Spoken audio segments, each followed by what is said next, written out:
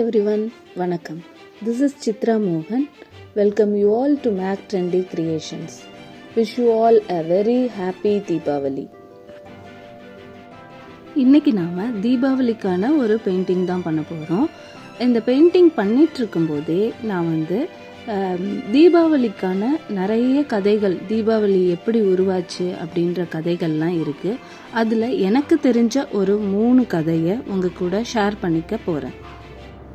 First, Deepavali அப்படின்றது இருளை நீக்கி ஒளியை தரும் பண்டிகையை தான் நாம தீபாவளி அப்படின்னு கொண்டாடுறோம். இப்போ நம்ம தீபாவளியோட வரலாறு கதைகள்ல முதலாவதை பார்ப்போம். அது என்னன்னா, ராமாயண இதிகாசத்துல ராமர், சீதை, லக்ஷ்மணன் 3 பேரும் 14 வருட அவங்களோட வனவாசம் முடிஞ்சு அயோத்திக்கு அவங்க திரும்பிய அந்த நாளையே தீபாவளி அப்படின்னு நாம் கொண்டாடுறோம். அயோத்தி மக்கள் அன்னைக்கு நல்ல விளக்கேற்றி அவங்க வருகை புரிஞ்ச அந்த நாளை ரொம்ப விமர்சையாக கொண்டாடினாங்க. அந்த நாளையே அடுத்தடுத்து நாம் தீபாவளியாக கொண்டாட. அடுத்து 2வது வரலாறு கதை என்னன்னா, ஸ்கந்த புராணத்துல சக்தி தேவியின் கேதார கௌரி விரதம் முடிஞ்ச நாள் இந்த நாள் தான்.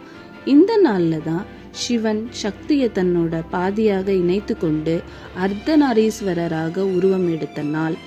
இந்த நாளையே நாம தீபாவளியாக கொண்டாடுகிறோம் அப்படின்ற ஒரு கதையும் இருக்கு. அடுத்து இந்த 3வது கதை நம்ம எல்லாருக்கும் பரிச்சயமான நரகாசுரனோட கதை தான்.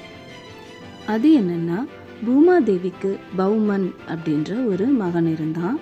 அவன் நிறைய தீய செயல்கள்லாம் செஞ்சு ரொம்ப பெரிய அரக்கனா மாறிட்டான். அந்த அரக்கன் பிரம்மதேவன்கிட்ட தவம் இருந்து ஒரு சாகாவரம் பெற்றான். அந்த சாகாவரம் என்னன்னா, அவனோட பெற்ற தாயினால் மட்டும்தான் அவனுக்கு மரணம் ஏற்படணும், மற்ற யாராலையும் அவனுக்கு மரணம் ஏற்படக்கூடாது. இப்படி ஒரு வரத்தை வாங்கிட்டதுனால அவனை யாராலையும் அழிக்கவே முடியல. அவனோட தீய செயல்கள் இன்னும் அதிகரிச்சு அவன் ரொம்ப பெரிய அரக்கனா மாறிட்டான். அவனுக்கு நரகாசுரன் அப்படின்ற பேரும் உருவாயிடுச்சு. அவனோட இந்த பேருக்கு காரணம் நரகர் அப்படின்னா கொடுமைகளை செய்யும் அரக்கன் அப்படின்னு மீனிங். அதனால அவனுக்கு அந்த பேரு வந்துடுச்சு. இப்படியே காலங்கள் போயிட்டே இருந்தது. அப்போ மகாபாரத காலமும் வந்துருச்சு. அந்த மகாபாரத காலத்துல விஷ்ணு பகவான் கிருஷ்ண அவதாரம் எடுத்தாரு. அப்போ பூமாதேவி அவங்க சத்யபாமான்ற அவதாரத்துல கிருஷ்ணரோட மனைவியா இருந்தாங்க. இப்போ ஒரு சமயத்துல தேவர்கள் எல்லாம் கிருஷ்ணர்கிட்ட முறையிடும் போது கிருஷ்ணர், சரி நம்ம இப்போ நரகாசுரனை வதம் செய்ய நேரம் வந்துருச்சு அப்படின்னு சொல்லி கருடர வாகனத்துல கிளம்பினாரு. அப்போ சத்யபாமாவும் நானும் உங்க கூட வரேன் அப்படின்னு சொல்லி கேட்டுக்கிட்டதுனால அவங்களையும் கூட கூட்டிட்டு போனாரு. அங்க போய் நரகாசுரனுக்கும் கிருஷ்ணருக்கும் பயங்கர யுத்தம் நடந்தது. அந்த யுத்தத்துல கிருஷ்ணர் நரகாசுரனால தாக்கப்பட்ட மாதிரி கொஞ்சம் ஆக்ட் பண்ணாரு. அப்போ அவர் ஆக்ட் பண்ணும்போது அதை பார்த்துட்டு சத்யபாமாவுக்கு ரொம்ப கோபம் வந்துருச்சு. அதாவது தன்னுடைய கணவனை எப்படி அந்த அரக்கன் துன்பப்படுத்தலாம்னு சொல்லி அவங்களுக்கு ரொம்ப கோபம் அவங்க போர் புரிய ஆரம்பிச்சிட்டாங்க. சத்யபாமாவுக்கு ஏற்கனவே போர் திறமை ரொம்ப அதிகமாக இருக்கும். அதனால அவங்க நல்ல வலிமையா போர் புரிஞ்சு அவனை அழிச்சிட்டாங்க.